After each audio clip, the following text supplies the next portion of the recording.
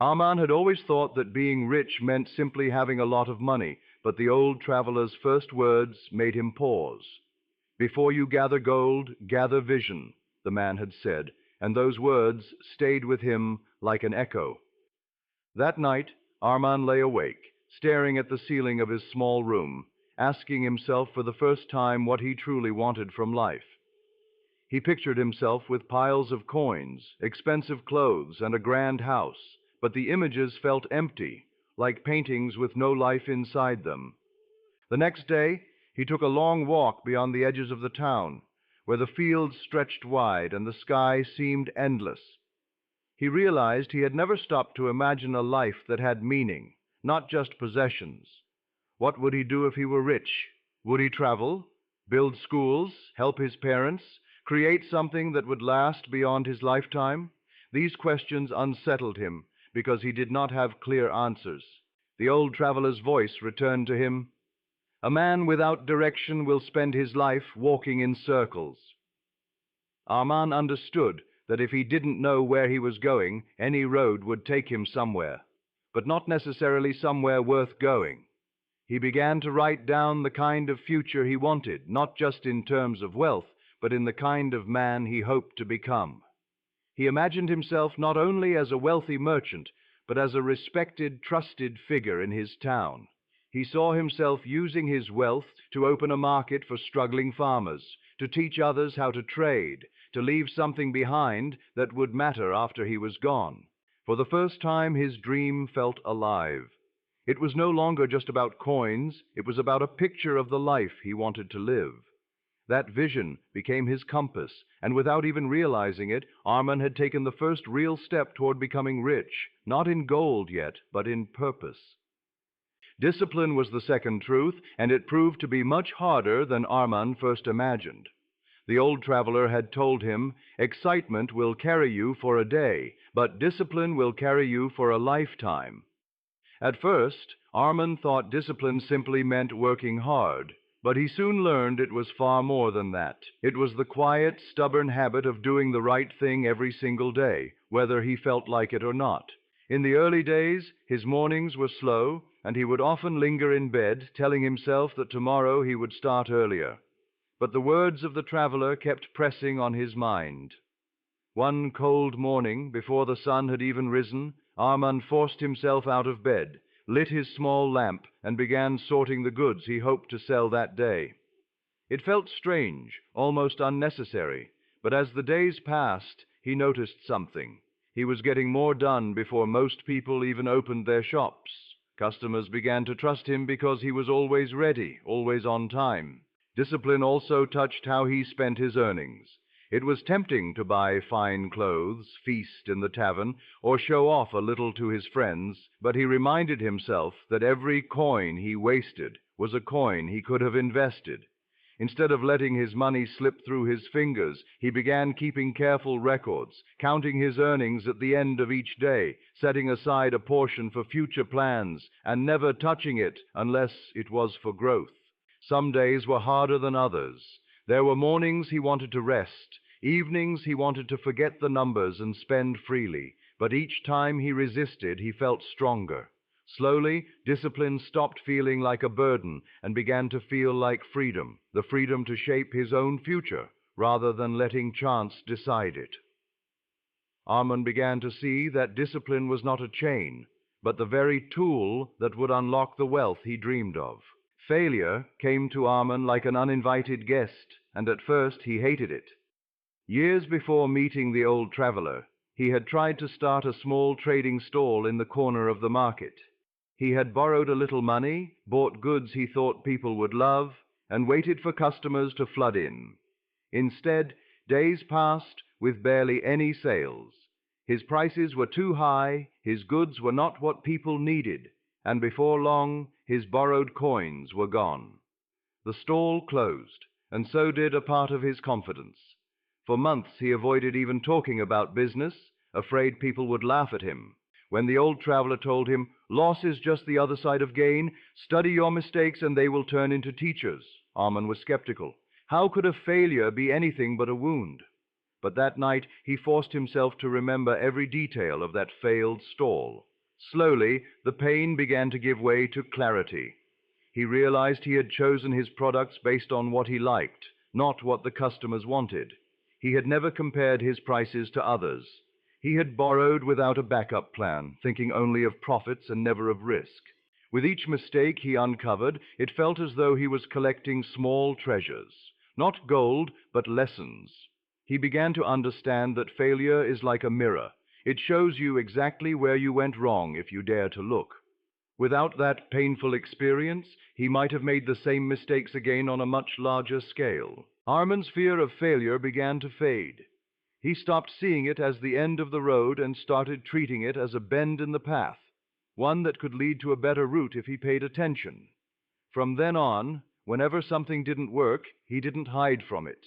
He examined it, learned from it, and moved forward with sharper eyes. The old traveler had been right.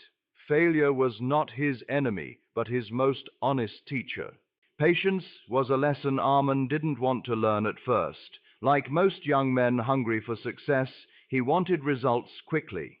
He dreamed of waking up one morning to find himself suddenly wealthy, but the old traveler's words stayed with him. The fastest trees break in the wind. Grow your wealth like a tree, slow and steady. At first, the idea frustrated him. Why should he wait when others seemed to get rich quickly? But the more he looked around, the more he noticed something strange. Those who rose overnight often fell just as fast. Merchants who chased risky trades, gambling on one big shipment, sometimes lost everything in a single bad season. They would vanish from the market as quickly as they had appeared, leaving only whispers behind. Arman decided to test the traveler's advice. Instead of throwing all his savings into one daring venture, he began to build slowly. Each week, he set aside a small amount of profit.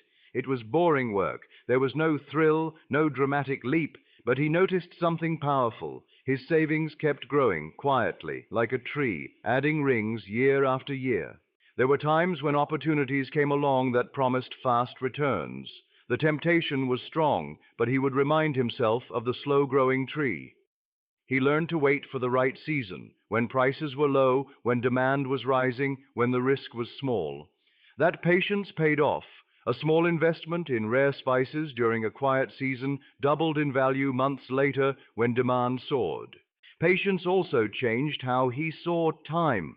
He stopped measuring success by days and began to measure it by years.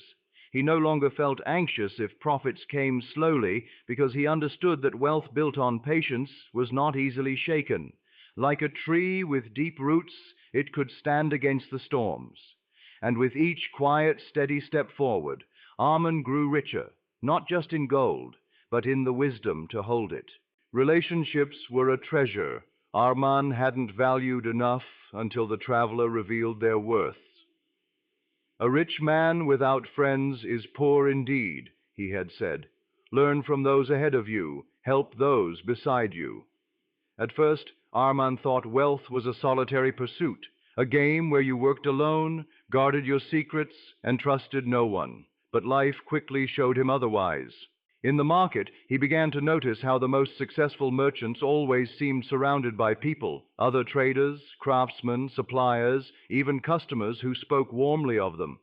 These merchants didn't just sell goods, they built trust. When they needed help, hands reached out without hesitation. When they sought advice, doors opened. Arman decided to change his approach. Instead of keeping to himself, he started greeting other traders each morning, asking questions, and listening carefully to their stories. He offered help where he could, watching a neighbor's stall while they stepped away, introducing a new customer to a fellow merchant's goods, sharing small bits of useful information. At first, he expected nothing in return, but slowly he noticed something happening. People began to remember him, to speak well of him, and to trust him. One day, a seasoned spice trader took him aside and shared a tip about an upcoming shortage. Arman acted quickly, stocking up before prices soared. The profit he made from that deal was more than he had earned in months. But more than the gold, Arman valued the friendship that had made it possible. He realized that relationships were not just about receiving, they were about giving, building, and maintaining a circle of trust. A man with strong ties could recover from losses faster, find opportunities sooner, and stand taller in the face of challenges. Wealth could fill his purse, but relationships filled his path with open doors, and sometimes those doors led to treasures gold could never buy. Investing wisely was a lesson that transformed the way Arman saw money. The traveler had warned him, "Do not let your gold sleep in your pocket. Let it work for you, quietly, while you sleep." At first, Arman didn't fully understand. How could coins work without his hands moving them? But as he observed the market more closely, he began to see the truth. Some merchants did not earn their fortunes from constant labor alone. They put their gold into ventures that grew on their own, farms that yielded harvests each season, caravans that brought back valuable goods, or skilled craftsmen whose work they funded and then shared in the profit. These men seemed to grow richer even on days when they weren't at the market at all. Arman decided to try. With the small savings he had, he partnered with a potter who lacked enough money to buy clay in bulk. In return, Arman would receive a portion of the profits from every pot sold. At first, the return was small but steady. It was different from trading goods himself. This was money arriving without him having to stand at a stall all day. Encouraged, he began seeking other safe investments, buying spices during their low season to sell when demand rose, funding a young shepherd to expand his flock, and lending small amounts to reliable traders for short journeys in exchange for a share of their earnings. He learned not to chase every opportunity that sparkled. Some ventures were too risky, promising quick riches but threatening total loss. Arman became careful, studying each deal, asking questions, and trusting only those with a record of honesty. Over time, his money began to feel alive, moving and multiplying while he focused on other tasks, and with every wise investment, his confidence grew. He understood now that wealth wasn't just about earning more. It was about making what you already had grow, like planting seeds that would one day become an orchard. Turning skills into income was a lesson Arman came to treasure. The traveler had told him, "Gold can be stolen, but your skills cannot." At first, Arman thought wealth would come only from trade, buying and selling goods. But he soon learned that a man's greatest treasure could be what he could do with his own hands. Arman had always been good at working with leather. As a boy, he would help his father repair belts, shoes, and satchels. It was a simple skill, something he never thought of as a source of serious income. But one day, while talking with a merchant friend, he learned that travelers passing through the town often needed repairs for their worn bags and straps. Many would even pay well for custom pieces that lasted longer than what they could buy cheaply elsewhere. With that in mind, Arman set aside a small corner of his stall to display his leatherwork: simple belts, strong pouches, and sturdy straps. At first, the sales were slow, but the few customers who bought his work returned with praise. Some brought friends, others placed special orders. Before long, his leather goods became as well known as the spices and cloth he sold. He discovered that skills had another kind of value. They gave him independence. Even if the market was quiet or trade routes were disrupted, he could still earn from his craft. More importantly, the work improved over time, becoming faster and finer. What started as a small side business became a steady source of income, and sometimes even opened doors to new connections with traders who valued his craftsmanship. Arman realized that while wealth from trade could rise and fall with the seasons, a skill was like a well that never ran dry. The more he practiced, the deeper it grew, and the more it could provide, not just for him, but for others who valued the quality of his hands' work. In time, his skill was not only a source of income, but a mark of his identity, one more root anchoring the tree of his fortune. Humility and gratitude became Arman's quiet shields, protecting the wealth he was building. The traveler had warned him, "Many rich men lose everything because they think they are untouchable. Stay humble and thank the hands that help you climb." At first, Arman did not see how this could matter. Surely success was about skill and hard work, not attitude. but life began to show him otherwise. As his earnings grew, so did the attention he received. Some people admired him, while others tested his pride with subtle challenges, mocking questions, exaggerated praise, or offers meant to see if he would boast. In those moments, Arman remembered the traveler's words and chose to keep his head low, letting his work and honesty speak for him. He also began to notice how easily pride could create enemies. He saw merchants who, after a few profitable years, walked through the market with arrogance, speaking down to others, ignoring advice, and dismissing those they once worked beside. It didn't take long for their networks to crumble. Suppliers became less generous, customers drifted away, and when trouble came, there was no one left to help them. Gratitude became Arman's answer to this danger. He made a habit of thanking those who contributed to his success: the farmer who provided him with quality goods, the messenger who delivered urgent news, the fellow trader who shared a tip. Even in private moments, he would silently give thanks for the opportunities, the lessons, and even the hardships that had shaped him. Over time, this humility did more than protect his fortune. It deepened his relationships. People respected him not just for his wealth, but for the way he treated others, and in turn, they supported him in ways money alone could never buy. Arman came to see that humility was not about thinking less of himself, but about remembering that every rise in fortune stood on the shoulders of many hands, and gratitude ensured he never forgot to honor them. Generosity was the final truth, and to Arman it felt like the most unexpected one. The traveler had told him, "The river that refuses to flow becomes a swamp. Share, and more will come." At first, Arman struggled with the idea. He had worked hard for every coin. Why should he give it away? Wouldn't that only make him poorer? But the more he thought about it, the more he realized the traveler was speaking of a deeper kind of wealth. His first act of giving was small, a few coins to help a widow in the market whose goods had been ruined by rain. He didn't expect anything in return, but days later she sent him a customer who bought a large bundle of spices. It wasn't the transaction itself that struck him, but the way kindness seemed to ripple outward, touching corners of life he couldn't predict. Over time, Arman began to give more, not recklessly, but with thought.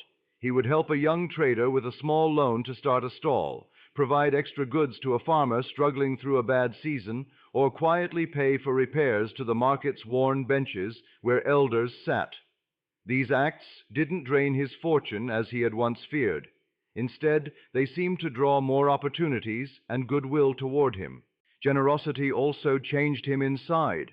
It reminded him that wealth was not a treasure to be locked away, but a tool to build and strengthen the world around him. When others succeeded because of his help, he felt a pride that no amount of gold in his pocket could match. People began to trust him not only as a businessman, but as a man whose heart was as valuable as his word. And so Arman understood the traveler's final truth. Money that flows keeps its power, but money that is hoarded too tightly grows stagnant. By letting it pass through his hands to where it was needed most, he found that it always found its way back to him, often in greater measure. In giving, he was not losing. He was completing the very circle of wealth itself.